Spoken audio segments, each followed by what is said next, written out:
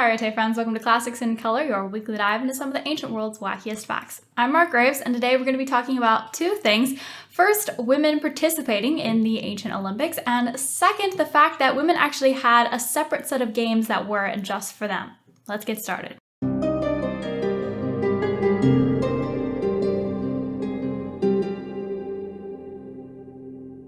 If you'd like this video and you'd like to look up more, I would recommend starting with the article Games for Girls by Thomas Scanlon. I found that very helpful. So only certain women were allowed to attend the Olympic Games. Young unmarried girls could attend, also prostitutes. I wonder why. And there was one priestess of Demeter that I guess was allowed to attend and sort of help supervise. But married, older women were explicitly forbidden from attending, and the rule was that if you caught them trespassing, that you had to throw them off a nearby mountain, Mount Typion, apparently. Now, Thomas does point out that we don't actually have any stories that confirm that this actually happened, so he says maybe it was just a rule that was supposed to scare people. I don't know, they could well have been throwing people off the mountains. I wouldn't put that past the Greeks, but we don't know for sure. We do actually have one story of a lady who broke this rule. So Kallipatyra was from a noble family and her son was participating in the boxing event and she really wanted to go and watch him participate. I don't know about you, but this sounds like something my mother would do. So she disguised herself as one of his trainers and snuck into the Olympics to watch him. And then when he won and was going through the awards ceremony, apparently she rushed out to hug him and greet him. And then everybody kind of realized that she was his mom.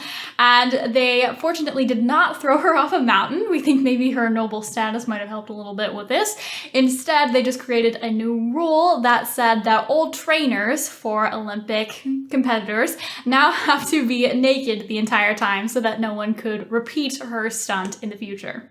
One exceptional woman actually managed to win an event at these ancient Olympics, not once, but twice. Her name was Kiniska, she was from Sparta, and the reason she actually may have been allowed to enter was because she didn't technically count as a contestant, and that is because of a weird loophole in the rules for the chariot races. So in the chariot races at the ancient Olympics, the driver of the chariot wasn't actually considered technically the contestant. The contestant was technically the sponsor, so the person who paid for the chariot and the horses and everything. So again, I don't really understand why. It's kind of a weird rule, but that's the way it was, and it may have helped her in this case. So she entered as the driver of a chariot and she won twice, once in 396 BC and then again in 400 BC. Sadly, they didn't let her enter the arena for the final award ceremony, but they did allow her to put up a little statue in the sanctuary of Zeus, which is where many Olympic victors would commission statues and memorials of themselves to be put up. And we actually have the inscription that was written on her little memorial. So let's take a look at that. Kings of Sparta were my fathers and brothers, and I, Kiniska, winning the race with my chariot of swift-footed horses, erected this statue. I assert that I am the only woman in all Greece who won this crown. So as far as we know, she was the only woman to ever win an event at the ancient Olympics, but thankfully, the Olympics were not the only games going on in the ancient world. There were actually many different games that the Greeks participated in, and they would take place at different locations and on different time intervals. And one of these games was dedicated specifically to women. It was called the Heraia, so it's named after the goddess Hera, and according to legend, it was established by the princess Hippodamia after she was sort of won by this legendary character Pelops in a chariot race. So I guess in honor of the fact that she was won in a contest, she established a contest. And we don't know as much about these games as we do about the Olympics, sadly, but we do have a few things that we're reasonably confident about. Sadly, it doesn't seem like they had their own stadium or complex. It looks like they just reused one of the men's. Their main event was a running race, but it seems like it was shortened slightly compared to the men's, so it was 1/6 shorter. Much like the men's Olympics, they had 3 different age divisions actually, so young, teenage, and then a little bit older. And their uniform was different from the men. So the men in the ancient Olympics competed naked, but the women actually had a little tunic thing that was short and then only covered one breast, so it just went across one side. I don't know exactly what the reasoning behind this is. There are some stories that Amazons would actually cut off one of their breasts, Apparently this makes you better at shooting a bow. I don't know, but maybe they're imitating that.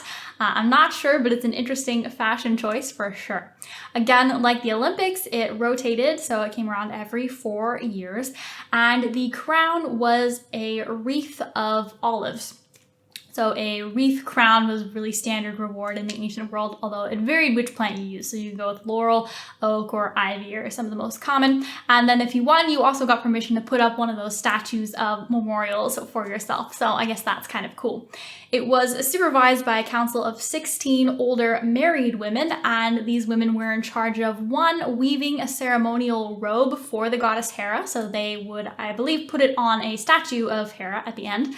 And they also organized some ritual dances, which isn't surprising because the Greeks love dances and they included it in basically all of their ceremonies and competitions. Thank you so much for checking out this video on women in athletic games in ancient Greece. I hope you all enjoy the modern Olympics that's going on this week. Go Team USA. And I hope to see you all again soon. This week I should be putting out my review of the little discovery tour in Assassin's Creed Odyssey. And then I will see you again next Sunday with a regular video. So special thank you as always to subscribers and to Patreon members. Kairete.